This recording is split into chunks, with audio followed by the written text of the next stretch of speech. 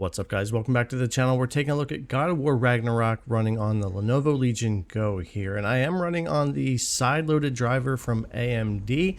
If you saw my last video about Final Fantasy 16, you'll see why it's giving me a lot of trouble on these newer games. So until we get an update from Lenovo, I'm going to be running this for testing, and we'll get more into that in the future. When it comes to settings for the game, I'm going to be at 800p, as 1200p is pretty unplayable if you try to go that route here, and I will be using AMD's FSR 3.1, mostly at quality, but we'll take a look at a few different settings there. We also have XeSS 1.3 in here, but FSR 3.1 is doing a great job, and I want to use frame gen, so we're going to stick with that. I'm at medium and low here, which you can see, and we're going to go through those different settings here and kind of take a look, because you can adjust these on the fly. So if you come down here where it says scaling and quality, you'll see the game brightens up in the background, and we can switch through the modes. So if we want to go through FSR modes, we can switch over to native here. We'll drop down to about 35 FPS, which becomes pretty unplayable in a lot of other areas of the game, and that's 800p right there. And then we can go quality FSR, which gives us enough of an edge, 8 FPS increase, and usually helps us out with maintaining a frame rate above 30 throughout my first 5 or 6 hours in the game. Jumping over to balance, we can jump up 2 more FPS, which is pretty normal for going from quality to balanced. And then if we jump up to performance from there, we'll gain a couple of more FPS and go to 47. Of course, we're losing picture quality.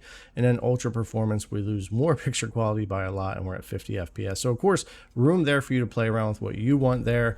I'm going with quality, helps enough with my FPS. Image quality is fine with the 3.1 here, and I can still use frame gen on and off as I want to there.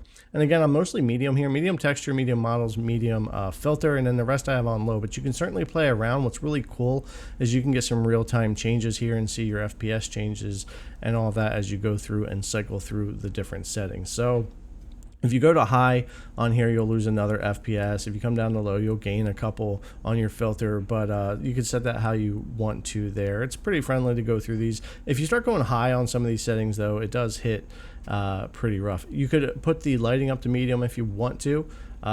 Against certain areas of the game, though, that hits more than it does right here. Shadows are definitely a no-go. Got to stay with low because it really tanks performance when you go up to medium or any higher with those. So that's kind of what I'm using. You can play around with this and get it running how you want to between FSR, XeSS, frame gen, and the settings there. Now, the beginning of this game certainly ran a lot better than it does as you get farther into it. So if you've only been checking out the beginning so far, you definitely want to get 4, 5, 6, 7 hours in, start unlocking some other areas and exploring. As you can see here, we even come down to 28 FPS at one point, and then we recover back up to the 40s and 50s. The game will certainly perform kind of all over the place depending on where you're at. But one good thing here is I didn't really have too much of like a stutter fest here on the Legion Go. Even at the 4 gigabytes of VRAM and 20 watts performance mode, it actually played pretty well. And if you wanted to lock this down to 30 FPS, you could give yourself some pretty stable frame times and gameplay that way. But of course, I want to leave things unlocked and see what the performance is doing here. But I think a 30 FPS lock would work fine for you. But again, depending on where you're at, performance can be all over the place here, from 30 all the way up to 60 FPS.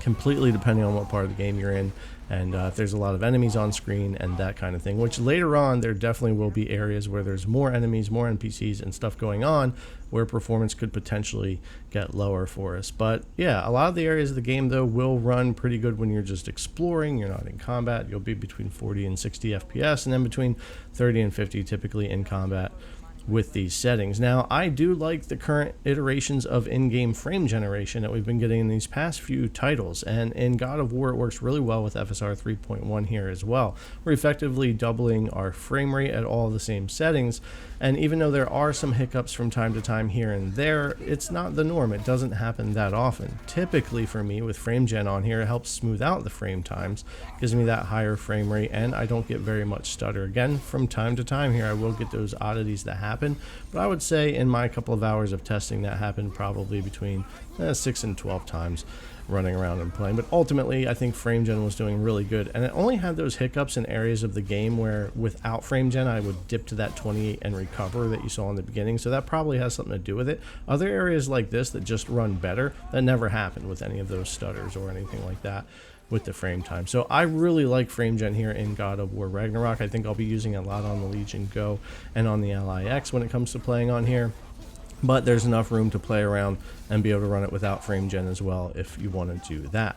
Input latency ultimately wasn't that much increase for me. I've been saying the recent iterations of in-game frame gen have actually been pretty good for that. Not that it doesn't increase any input latency, but with the additional frames and everything, I honestly don't feel a big difference between that and not using frame gen here in the game. But anyways, guys, that's about it. I don't need to show a lot here. This is pretty much how it's running in my first 5 or 6 hours of the game. I'm definitely curious to see how it runs as I get further in, and I know there's areas with a lot more enemies and stuff, and of course some updates for the game that can help performance as well. Alright guys, let me know what you think in the comments down below. As always, thanks a lot for coming to check out the video. I really appreciate it, and I'll see you in the next one.